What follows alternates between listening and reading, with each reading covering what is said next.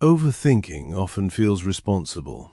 It feels like preparation, like caution, like taking things seriously. When something matters, thinking more feels justified. You replay conversations, you imagine outcomes, you consider every angle, and on the surface it feels active. Your mind is busy, engaged, occupied with the problem. But internally something is missing. There's movement in thought, but not in reality. Time passes, energy drains, and nothing actually changes. Yet, because the mind is working, it feels like progress is happening. That's why overthinking is so convincing. It gives the sensation of forward motion without requiring exposure. The brain associates thinking with safety. Thinking happens in control. Action happens in uncertainty. So when the mind senses risk, it leans into thought. Overthinking becomes a way to delay contact while still feeling engaged. The brain tells itself, "I'm not avoiding, I'm figuring this out. I just need to understand more first." And those thoughts feel reasonable. But overthinking isn't neutral. Each loop narrows perspective.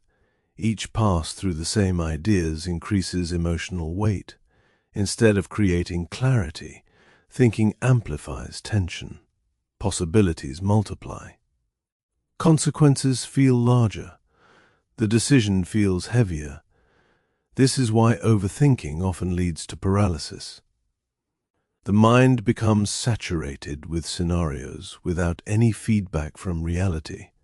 No correction, no learning, no resolution, just accumulation. Over time, thinking becomes the activity.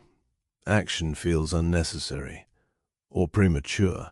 The mind convinces itself that movement would be careless without perfect understanding, so it waits. But understanding doesn't arrive, because understanding requires interaction. Without interaction, the mind keeps guessing, and guessing creates anxiety. This is how overthinking slowly exhausts motivation, not by stopping effort, but by redirecting it inward. Energy gets spent managing uncertainty instead of reducing it. And because thinking feels safer than acting, the loop sustains itself. Thinking is useful, but only when paired with feedback. Without feedback, thought has no boundary. It expands until it fills all available space. Clarity doesn't come from thinking longer. It comes from contact. Contact with outcome. Contact with consequence. Contact with reality pushing back. That contact doesn't need to be dramatic. Small interactions are enough.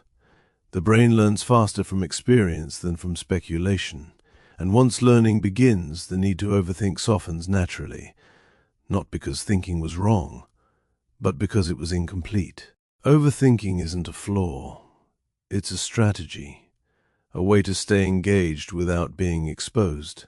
But engagement without exposure doesn't produce clarity, it produces noise. And when noise quiets, through interaction, not force, understanding arrives on its own. If you've been thinking deeply but nothing seems to move, that doesn't mean you're stuck.